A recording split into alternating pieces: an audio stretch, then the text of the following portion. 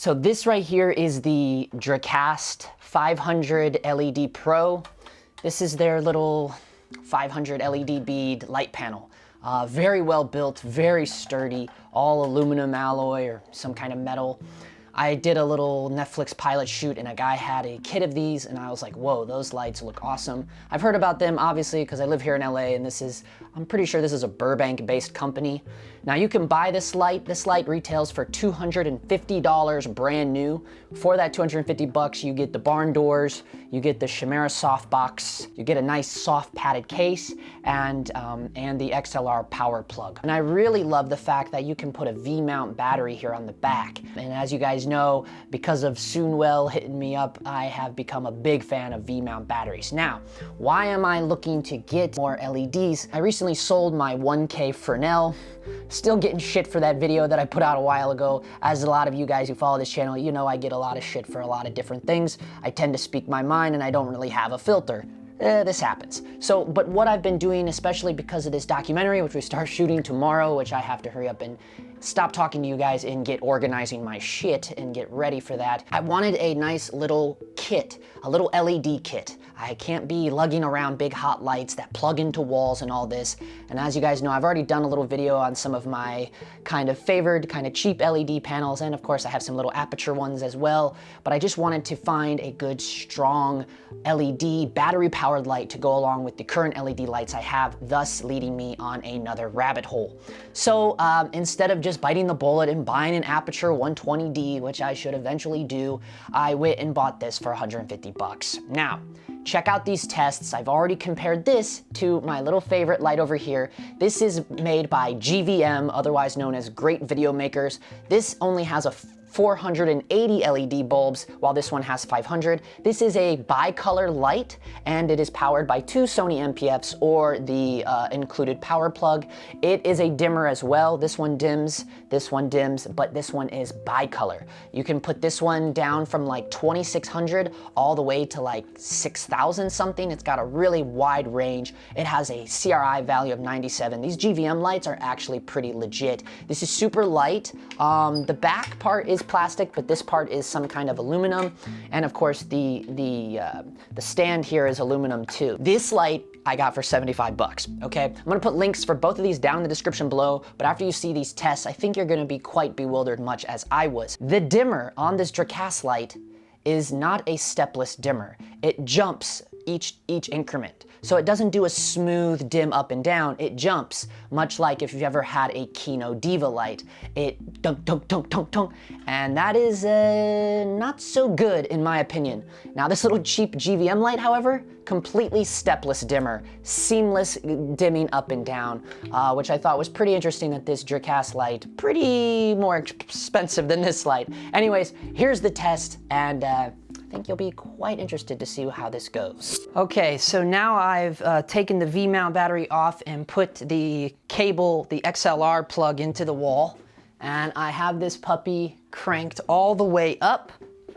And here we go. We'll see if this thing is really a professional light like they say. 7.1, still at jumping between 3 and 320 foot candles, 6,000 Kelvin. 7.1 consistently. Okay, so now we know this thing is a 7.1 at 320 foot candles at this about 4 foot distance here. So now what we want to do is we want to hook up my old school GVM Aperture wannabe LED panel and see how that stacks up next to this Dracast 500 Pro. So now I have the GVM LED panel on. I'm already feeling a little bummed out, guys, because it already feels brighter than the Dracast light. The Dracast has 500 LED beads. This GVM only has 480, and it is a bicolor. So right now I have it cranked up all the way as cold as it'll go, and on the back here it says it is a 68 Kelvin, so it's 6800 Kelvin right here. So it should be pretty close to what the Dracast was, wide open. Here it's showing 5469 camera, and on the color spectrum it's showing 7720. So it is still not quite as cold as the Dracast, because the Dracast was showing pretty high, more towards 9,000 Kelvin. But as you'll see here, oh my gosh, guys, look at this. This is reading an F9 at 475 foot candles. This is like a huge disappointment for me. Here I was thinking I was gonna have a better light as a key light, and this GVM is still beating it as far as output goes. And it's not even plugged into wall power. It's running off of 2 Sony MPF batteries right now. And it's coming in at a 9 and like 450 foot candles. Remember, the Dracast at the same level, same output, was coming in at a 7.1 at 320 foot candles. I guess it is like a half a stop brighter, right? Because, you know, a 7 to a 9 is, an F7 to an F9 is like a half a stop. So it's not a huge difference, but it's still pretty big difference, you know? Okay, so right now, this is a color temperature where all 480 beads are on, 4,300. The dial on the back is saying 4,300. So, and I've noticed that all the beads are on now, all 480 beads. So let's see with all the beads on how bright that is. And the accuracy of that light is actually pretty good because it's saying 4,300 on the back, and here this color meter is showing it 4,600. So it's not too far off. This thing is calibrated, so it's not exactly correct, but it's pretty close. And here with all 480 beads on, max output, it is coming in at almost 700 foot candles. You're looking at 687 foot candles, 690, it keeps jumping around. We'll just call it 690 foot candles at an F11. Oh my God, wow. And from a 7, the Dracast was only giving us a 7.1, and now this thing with all beads on at 4,300 is giving us an F11. So this little GVM $75 light is a full stop and 1/3 brighter. I did these tests without any diffusions in front of both of these lights because I wanted to really test the full maximum output capabilities of these things. However, I would recommend never shooting with an LED without some kind of soft diffusion on it. They usually all come with some sort of hard or soft diffusion. You don't really want to shoot on LEDs without those diffusions because these little beads tend to not spread out very well, and they're very harsh and they don't do any favors on skin tones. So just keep that in mind. This test is very harsh lighting, but that is because I wanted to just show you guys so you get an idea of the true output of these. And also I was measuring the foot candles with my Cinemeter, so I didn't want the diffusion to interfere with that. Okay guys, so there you have it. One last item of chore I wanted to share with you guys because I love sharing with you guys new gear that I find. I picked this bad boy up. This is a Rolux.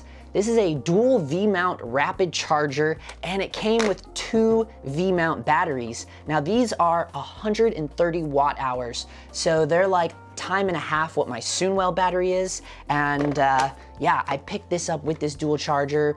It is rapid fast. I could not believe how fast this thing charged both these batteries, and primarily need this because I need more power for my Pocket 4K, but also now with this light, so that's why I picked this up. I picked this up for $200, guys. This was a steal. Usually just the batteries alone are that amount. These Rolux have pretty good reviews on Amazon, but I will put it to the test over the next 5 days shooting this documentary reality style shoot that we're about to embark on, and I'll report back on these Rolux V-mounts. I can report, however, this charger is no joke. Super fast rapid charging. However, the fan on it is fairly loud, so you don't want it near any of your gear while you're recording.